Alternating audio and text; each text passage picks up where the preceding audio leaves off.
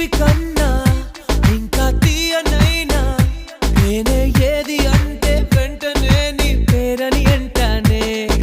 Hi కన్నా ఎంతో హాయిదైనా చోటే ఏమిటంటే నువ్వు వెళ్ళే దారని అంటానే. నీలాల ఆకాశం నా నీలం ఏదంటే నీ వాళ్ళు కళ్ళల్లో ఉందని అంటారే. అప్పుడో ఇప్పుడో ఎప్పుడో